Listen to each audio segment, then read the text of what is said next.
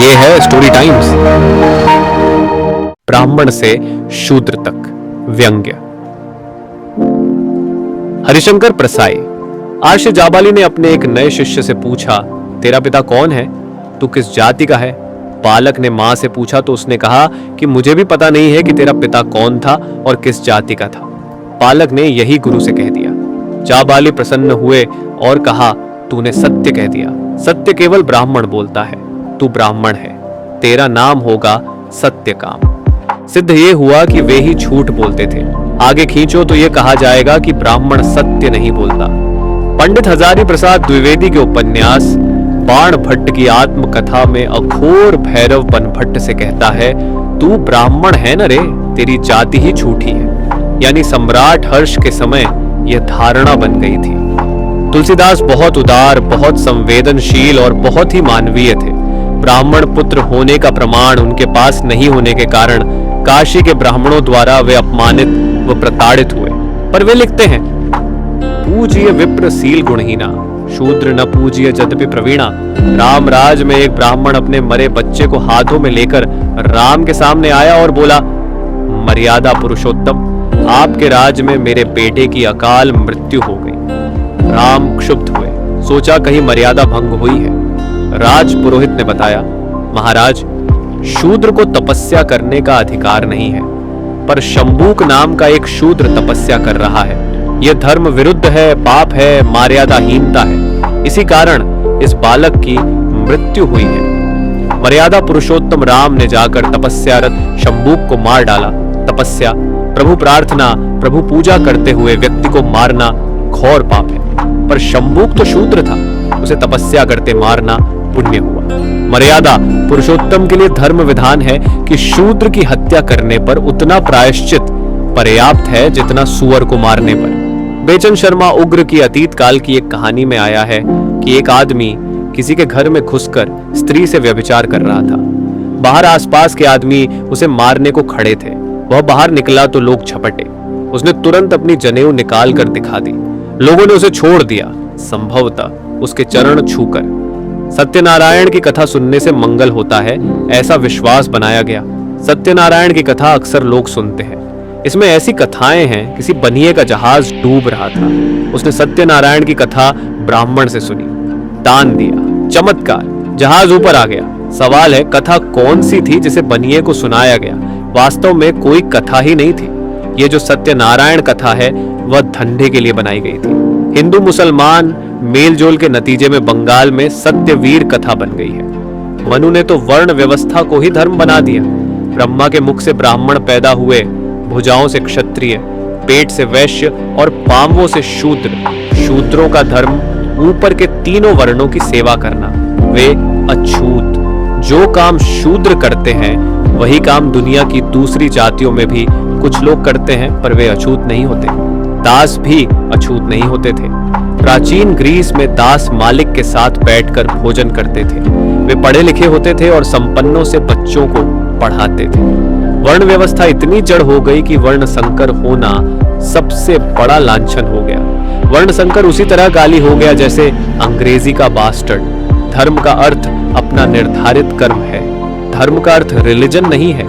गीता में एक जगह कृष्ण अर्जुन से कहते हैं कि ऐसे वैसे कुकर्म करने से वर्ण संकर संतानें होंगी। इतनी कठोर वर्ण मर्यादा। आज के ब्राह्मण चाहे तो ईसाई हो सकते हैं, पर कायस्थ नहीं हो सकता।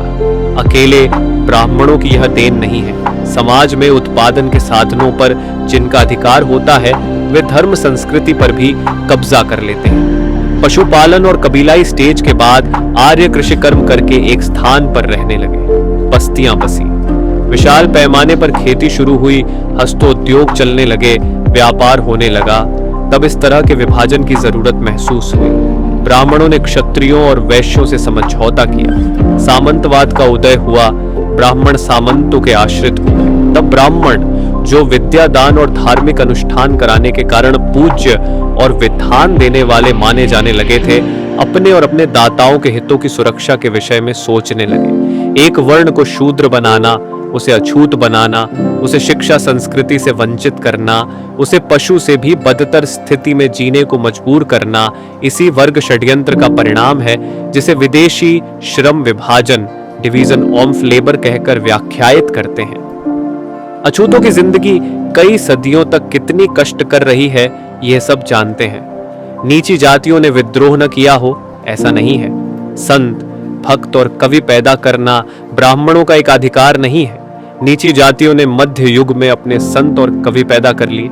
कबीरदास, जुलाहा, रैदास, चमार, कुंभनदास, कुम्हार, नामदेव, दर्जी, फिर महाराष्ट्र में महात्मा फुले और केरल में नारायण गुरु ने हमारे जमाने में संघर्ष किया। महाराष्ट्र में दलित कवि और लेखक थे दया पवार, नारायण सुर्वे, नामदेव धसाल आदि। हर मराठी साहित्य सम्मेलन में इनसे उच्च वर्ण के लेखकों की टकराहट होती है। दया पवार की आत्मकथा अछूत पढ़कर देखिए। रविंद्र कुमार ठाकुर ने लिखा है, मेरे देशवासियों, तुमने अपने ही लोगों पर सदियों से इतने अत्याचार किए हैं कि तुम्हें इस पाप का फल भोगना पड़ेगा। वर्ण व्यवस्था बनाने वाले ब्राह्मणों का क्या हाल हुआ? उनका काम था चिंतन, मनन, विद्यादान। ज्ञान पर इनका एक अधिकार था। आर्ष के पास रहे बिना ज्ञान प्राप्ति संभव नहीं थी। ज्ञान ऋषि के मुख में या उनके पास रखी हस्तलिखित पोथी में ही होता था। सबसे बड़ा दान विद्यादान माना गया। जिन अर्षियों का उल्लेख पुराणों में आता है, सिर्फ उतने ही नहीं होते थे। उनके तो कुल विश्वविद्यालय होते थे जिनके वे कुलपति होते थे। मगर गांव गांव में विद्यादान करने वाले ब्राह्मण थे। इन्हें सम्मान पूर्वक समाज पालता था। इन्हें चरण छू कर दान दिया जाता था। ब्राह्मणों में से पुरोहित पैदा हुए, ये भिक्षा नहीं मांगते थे। ये धार्मिक कर्मकांड कराते थे। पुत्र जन्म, मुंडन, कांचेदन, विवाह, श्राद्ध आदि से इन्हें काफी धन और अनाज मिल जाता था। इन ब्राह्मणों ने धंधे में व्यवसायी वर्ग को भी मात कर दिया। आगे ज्ञान का एक अधिकार ब्राह्मणों का नहीं रहा।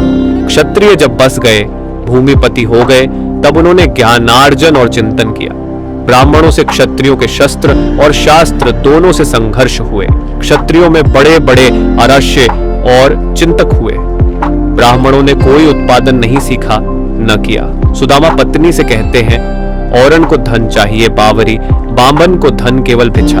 पौरोहित्य की सीमा होती है। ब्राह्मण भिक्षा वृत्ति पर जीवित रहने लगे। पहले सम्मान से गृहस्थ भिक्षा देता था, बाद में कहने लगा आगे देखो। फिर कहने लगा, अरे भाग, चला आता है कभी भी। जो जाति उत्पादन नहीं करेगी उसे भीख मांगना ही पड़ेगा। वर्णों में जातियां उपजातियां बनी। ये ज्यादातर भौगोलिक कारणों से तथा आवागमन की कठिनाइयों के कारण बनी। सरयू बड़ी नदी है पर साथ में उफनती है, पुल नहीं है, तो इस पार के ब्राह्मण आपस में विवाहादी संबंध कर लो, उस पार मत करो, ये सरयू पारी ब्राह्मण हो गए। नर्मदा के किनारे बसने वाले ब्राह्मण नारमादीय या नारमदेव हो गए। इसी तरह क्षत्रियों और वैश्यों में भी सैकड़ों जातियां और उपजातियां हो गई। इनमें अपनों में ही खान पान और विवाह संपन्न होने लगे। दहेज प्रथा का एक कारण एक सीमित छोटी उपजाति में ही लड़की के लिए पति प्राप्त करना भी है। मांग की पूर्ति कर दो तो कीमत बढ़ जाती है। तीनों ऊंचे वर्गों ने वे कर्म जो ब्रह्मा ने मनु के द्वारा उन्हें दिए, उन्हें छोड़कर दूसरे काम धंधे अपना लिए। ब्राह्मण भोजन बनाने, पानी पिलाने, झूठी गवाही देने और दलाली करने में लग गए। अकबर बीरबल विनोद में यह बिल्कुल सही है। लाओ बीरबल ऐसा नर, पीर बावर्ची बिश्तिखर। बीरबल ने एक ब्राह्मण लाकर अकबर के सामने खड़ा कर दिया। पर अब ब्राह्मण ऊंची से ऊंची नौकरियों में है, नीची से नीची नौकरियों पर भी है।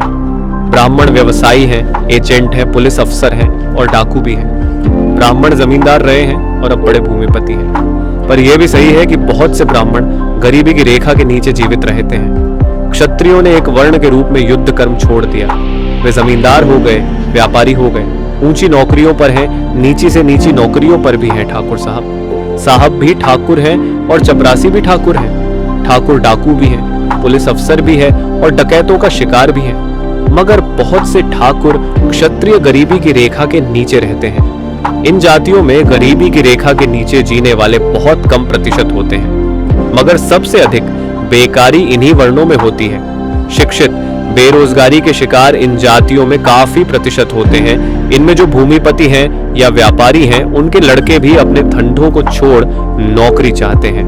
गांव से बड़े किसान का लड़का शहर पढ़ने आ गया तो वह लौटकर जमीन पर नहीं जाना चाहता, वह शहर में ही छोटी नौकरी भी कर लेगा। इन वर्णों ने निम्न वर्ण के धंधे भी हथिया लिए हैं। मशीन से धुलाई होने लगी तो ब्राह्मण ने भी लॉन्ड्री खोल ली और 2 नौकर रख लिए। धोबियों का धंधा आधा रह गया। औद्योगिकीकरण और उपभोक्तावाद ने हस्तोद्योग नष्ट कर दिए। ये सही है कि हस्तोद्योग से इतना विपुल उत्पादन नहीं हो सकता जो देश की जरूरत को पूरा कर सके। नीची जातियां और शूद्र धंधे नहीं बदल सकते, ये परंपरागत धंधे करने को मजबूर हैं। चमार अगर छोटी सी परचून की दुकान खोल ले तो ऊंची जाति के लोग चमड़े की दुकान से वस्तु नहीं खरीदेंगे। इन जातियों में जो कार्य विधि है वह उनकी पहचान हो गई है। उनके औजार उनकी घटिया जाति की पहचान बन गए हैं। गांव का चमार जो अपने औजारों से हाथ से काम करता है, चमार और अछूत है, पर उसका लड़का तकनीक सीखकर जूते के कारखाने में काम करता है तो वह कारीगर होता है और अछूत नहीं रहता। पर ऐसे मौके बहुत काम लोगों को मिलते हैं। जहां फ्लश पखाने हो गए हैं वहां मेहतर सिर पर मैला नहीं ढोते। वे सफाई जरूर करते हैं, वे मैला ढोने वालों से कम अछूत हैं। काम करने के औजार और तरीके बदलने से जाति भेद भी काम हो जाता है। मेरे शहर में रक्षा उत्पादन के 5 कारखाने हैं। इनमें बिना आरक्षण के काफी नीची जातियों के लोग, अप्रशिक्षित अनस्किल्ड कर्मचारी हैं, कुछ प्रशिक्षित भी हैं। उन्हें अच्छा वेतन मिलता है और ये कुछ बेहतर स्थिति में रहते हैं। औद्योगिकीकरण जाति भेद पूरी तरह नहीं मिटा सका, फिर भी कुछ फर्क पड़ा है। विडंबना यह है कि साहब चपरासी भी नीची जाति का नहीं रखना चाहता। 4थी श्रेणी की नौकरी भी नीची जाति वालों को नहीं मिलती। साहब ब्राह्मण चपरासी रखना चाहता है क्योंकि वह घर में अफसरनी की चौके में मदद भी कर सकता है, बच्चों को गोदी में खिला सकता है। इन नीच जातियों के धंधे भी ऊंची जातियों ने छीन लिए। ब्राह्मण और वैश्य जब जूते बनवाएंगे और बेचेंगे तो चमार का धंधा गया। शास्त्रों, स्मृतियों, पुराणों को ऐतिहासिक परिप्रेक्ष्य में नहीं समझने से भूलें होती हैं, गलत निष्कर्ष निकलते हैं। शास्त्र, स्मृति, पुराण औद्योगिक सभ्यता के युग में नहीं लिखे गए, कृषि सभ्यता के युग में लिखे गए थे। उन्हें जैसा का तैसा आज लागू करना संपूर्ण जाति के आत्मघात का प्रयास है। कब लिखा, किसने लिखा, किसके हित के लिए लिखा, उत्पादन के साधन क्या थे, वे किनके हाथों में थे, इन सब बातों को समझे बिना शास्त्रों और स्मृतियों के उद्धरण देकर समाज के एक हिस्से को उनके मानवीय अधिकारों से वंचित करना अज्ञान तो है ही, कुछ लोगों की स्वार्थ पड़ता है। वास्तविकता बदलती रहती है, बदलती वास्तविकता के साथ नए विचार और नई व्यवस्था आनी चाहिए। यदि यह नहीं होता तो समाज में संकट पैदा होता है, जैसा इस समय है। यह पुराना रोग है, पर कुछ रोग रोगी को प्रिय हो जाते हैं, जैसे दांत का रोग। दांत खुजलाने में मजा आता है, जातियों को भी दांत हो जाती है जिसका वे इलाज न करके उसे खुजलाने का मजा लेने लगती हैं। आशा करते हैं कि यह कहानी आपको बहुत पसंद आई होगी। ऐसी और कहानियां सुनने के लिए जुड़े रहिए हमारे चैनल स्टोरी टाइम्स के साथ। धन्यवाद।